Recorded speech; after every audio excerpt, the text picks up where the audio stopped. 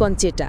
আমি ইতালি থেকে এসেছি এবং আমি এখানে ইন্দোনেশিয়ায় ছোট বাচ্চাদের ইংরেজি শেখাতে এসেছি। আমি কোনো নির্দিষ্ট ধর্ম অনুসরণ করি না, আমি কোনো চার্চ বা কোনো ধর্মে বিশ্বাসী নই। তাই আমার প্রশ্ন হলো, আমি সবসময় দেখেছি যে বিভিন্ন ধর্মের মানুষ আমাকে তাদের ধর্ম সম্পর্কে জানাতে চেষ্টা করেছে, কিন্তু আমি সবসময় দেখেছি যে তারা বলতো আমার ধর্মই সেরা, আমার ধর্মই সেরা, এবং আমি এটা চাইনি। তাই আমি কোনো ধর্ম অনুসরণ না করার সিদ্ধান্ত নিয়েছি, কারণ আমি বিশ্বাস করি যে ধর্ম ছাড়াও আমি একজন ভালো মানুষ হতে পারি। আমার শৃঙ্খলা আছে, আমি অন্যের ভালো করতে পারি, কারোর ক্ষতি না করে একটা সুন্দর জীবনযাপন করতে পারি, কোনো কঠোর নিয়ম না মেনে। বোন, আপনি ইংরেজি ভাষার শিক্ষিকা, তাই না? শুধু এখানে ইন্দোনেশিয়া একটা অভিজ্ঞতার জন্য। ইন্দোনেশিয়ায় এখন আমি যখন ইংরেজি বর্ণমালা শিখেছি, আমি জানি তার ক্রম হলো ABCD। না না না না, BAZYD। আপনি কি না মানবেন? না। কেন? আপনি তো বলবেন আমি সঠিক। এটা ঠিক না ভুল? ABCD ছাড়া কি ইংরেজি শেখার অন্য কোনো উপায় আছে? কারণ আপনি জানেন এর একটাই উপায়, শুধু একটাই।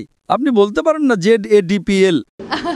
আপনি কি বলতে পারেন? যদি 10 জন লোক এসে আপনাকে বলে চলুন ইংরেজিতে বর্ণমালা শিখি ZYAL, আপনি কি রাজি হবেন?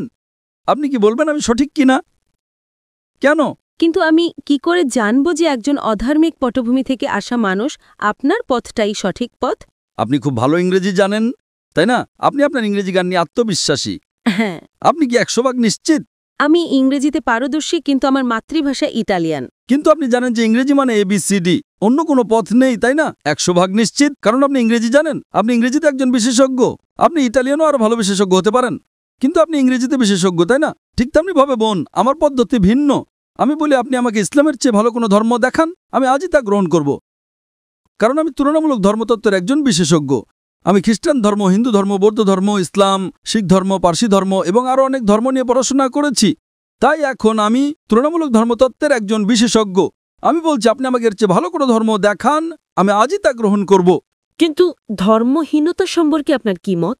ঠিক আছে, আপনি আমাকে ধর্মহীনতাকে ইসলামের চেয়ে ভালো প্রমাণ করে দেখান, আমি মেনে নেব। যে কোনো কিছু। আপনি নাস্তিকতাকে ইসলামের চেয়ে ভালো দেখান, আমি মেনে নেব। কমিউনিজম, সমাজতন্ত্র, যা খুশি ইসলামের চেয়ে ভালো প্রমাণ করুন, আমি গ্রহণ করব। যে কোনো কিছু, রাজনীতি বা অরাজনীতিক, আমাকে এর চেয়ে ভালো কিছু দেখান। কোরআনের চেয়ে ভালো কোনো নির্দেশনা গ্রন্থ, আমি তা গ্রহণ করব।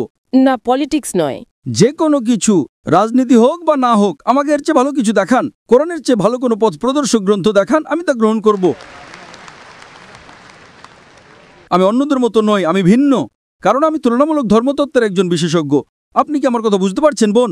আপনি শুধু ইংরেজি এবং ইটালিয়ান ভাষায় বিশেষজ্ঞ, আর আমি তুলনামূলক ধর্মতত্ত্বে বিশেষজ্ঞ।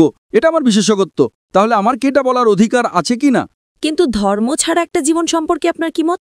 হ্যাঁ, আমি জানি এটা একটা বিতর্কিত প্রশ্ন, কিন্তু আমি জানতে চাই। আমি আমার জীবনকে এইভাবেই দেখি। ধর্ম ছাড়া জীবন হলো রাডার ছাড়া সমুদ্রে পাড়ি দেওয়া। আপনি জানেন, আপনি রাডার ছাড়া সমুদ্রে নৌকো চালাচ্ছেন, কোনো জিপিএস নেই, স্যাটেলাইট নেই, আর আপনি নৌকো নিয়ে বসে চলেছেন যে কোনো দিকে। আপনি কি উত্তরটা পেয়েছেন? আমি বুঝতে পারছি। হ্যাঁ, আপনি বুঝতে পারছেন। তাই এখন আপনাকে আপনার রাডার বেছে নিতে হবে। আমাকে একটা ধর্ম বেছে নিতে হবে? আপনাকে বেস্ট পথ প্রদর্শক বেছে নিতে হবে। ধরেন আপনি অসুস্থ, আপনাকে ডাক্তারের কাছে যেতে হবে, তাই না? নাকি আপনি বলবেন না না, আমি নিজেই চিকিৎসা শিখে নেব? আপনি কি তা করতে পারবেন? হ্যাঁ, আপনি গুগল করে কিছু উত্তর পেতে পারেন, কিন্তু সব উত্তর কি পাবেন? Chat GPT? চ্যাট জিপিটিকে আপনার অপারেশন করবে? যদি আপনি চ্যাট জিপিটিকে জিজ্ঞেস করেন আপনার হার্টের সমস্যা হয়, না না না না, সে উত্তর দেবে একজন ডক্টর কাছে যান। চ্যাট জিপিটিকে জিজ্ঞেস করেন কোন ধর্ম সবচেয়ে বৈধ, যুক্তিকার, বৈজ্ঞানিক, এখানে উত্তর আছে। আপনি কি চ্যাট জিপিটিতে বিশ্বাস করেন? আপনি আটকে গেছেন বোন। তাই আমি বলছি এটা আমার এক্সপার্টিজ এরিয়া। আপনার মতো মানুষের সাথে কথা বলে আমার বিশেষজ্ঞত্ব। এটা আমার বিশেষজ্ঞত্ব। আপনি অসুস্থ হলে ডক্টরের কাছে যান, তাই তো? আমি তো নিজেকে অসুস্থ মনে করি না। আমি বলছি না যে আপনি অসুস্থ। না, মানে আমি মনে করি না যে আমি রাডার হারিয়ে ফেলেছি। আমি মনে করি না যে এখন আমার কোনো রাডারের প্রয়োজন আছে। তাই আপনি অসুস্থ হলে ডাক্তারের কাছে যান না, তাই তো? অবশ্যই যাই। ও, তার মানে অসুস্থ হলে আপনার রাডার দরকার না, কিন্তু ধর্মীয়ভাবে বলতে গেলে আমি নিজেকে পথভ্রষ্ট মনে করি না। কারণ আপনি জানেনই না যে আপনি কি হারাচ্ছেন। আপনি তখনই বুঝবেন যে কিছু হারিয়েছেন যখন জানবেন যে আপনার কি হারানোর ছিল। যদি আপনি না জানেন যে কি হারাচ্ছেন, তাহলে কিভাবে বুঝবেন, তাই না? দেখেন যে ব্যক্তি অজ্ঞ, সে খুব সুখী কিনা। সে ইংরেজি জানে না, কিছুই জানে না, সে খুব সুখী, ঠিক না ভুল? আপনি জানেন না যে আপনি কি হারাচ্ছেন। আমি যে আনন্দ পেয়েছি, আমি নিশ্চিত যে আপনি তা পাননি। হ্যাঁ, আমাকে শিখতে হবে। কারণ আপনি জানেন না, যে ইংরেজি জানে না সে বোঝে না ইংরেজি কি। আপনি ফলের স্বাদ চাখাননি, তাই না? এজন্যই আপনার জন্য আমার দুঃখ হচ্ছে বোন, আপনার জন্য আমার দুঃখ হচ্ছে বোন। না, তবে আমি বৌদ্ধ ধর্মের চিন্তাভাবনার প্রতি বেশি বিশ্বাসী। যেমন আপনার শরীর একটি মন্দির, যেমন ঈশ্বরী আপনি, যেমন আপনাকে। ও, বৌদ্ধ ধর্ম। আচ্ছা, বুদ্ধের শিক্ষা কি? আমি জানি না, আমি তো পড়িনি, দয়া করে বলুন। তাহলে এখন বৌদ্ধ ধর্ম সম্পর্কে কথা বলছেন আর আপনি জানেন না বৌদ্ধ ধর্ম কি? আমি বিশেষজ্ঞ নই, কিন্তু আমি কিছু বই পড়েছি এবং সেখানে বলা হয়েছে যে বুদ্ধই আসলে আপনার মধ্যে আছেন। মানে আপনি নিজের উপর কাজ করে একটা ভালো জীবন পেতে পারেন এবং অন্যের সাথে ভালো ব্যবহার করতে পারেন, আর সেটাই যথেষ্ট। তাই নিজের উপর কাজ করাই আসল। একথা কে বলেছে? এটা তো বৌদ্ধ ধর্মের শিক্ষা নয়। হয়তো এটা তার একটা অংশ, কিন্তু মূল শিক্ষা নয়। বুদ্ধ 4টা মহান সত্যে বিশ্বাস করতেন। 1 নাম্বার, এই পৃথিবীতে দুঃখ এবং কষ্ট আছে। বুদ্ধের প্রথম মহান সত্য ছিল যে এই পৃথিবীতে দুঃখ এবং কষ্ট আছে। 2 নাম্বার, এই দুঃখের কারণ হলো আসক্তি বা আকাঙ্ক্ষা। 3 নাম্বার, দুঃখ দূর করতে হলে আকাঙ্ক্ষা দূর করতে হবে। এবং 4 নাম্বার, আকাঙ্ক্ষা দূর করার জন্য অষ্টাঙ্গিক মার্গ অনুসরণ করতে হবে। এটাই গৌতম বুদ্ধের শিক্ষা। আপনি কি ইসলামের কোনো বই পড়েছেন? না, আপনি কি কোরআন পড়েছেন? আমি পড়ব। আচ্ছা, আপনি কি আমার জন্য একটা কাজ করতে পারেন? আপনি কি কোরআনের ইংরেজি অনুবাদটা পড়ছেন না কেন? দয়া করে একটা খোলা মন নিয়ে কোরআনের ইংরেজি অনুবাদটা পড়ুন। হ্যাঁ, খোলা মন নিয়েই পড়ব। কোনো রাডার ছাড়াই পড়েন, সমস্যা নেই।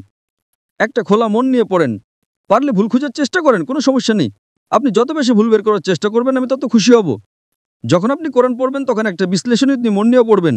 কোরআনে ভুল খুঁজে বের করার চেষ্টা করেন, কোনো সমস্যা নেই। কোরআন নিজেই চ্যালেঞ্জ করে যে এর মধ্যে কোনো ভুল বের করা সম্ভব নয়। তাই আপনি ভুল খোঁজার চেষ্টা করেন। হয়তো আপনার কিছু ভুল মনে হতে পারে, তখন আপনি আমাকে জিজ্ঞেস করতে পারেন আর আমি আপনাকে বলবো সেটা ভুল কিনা।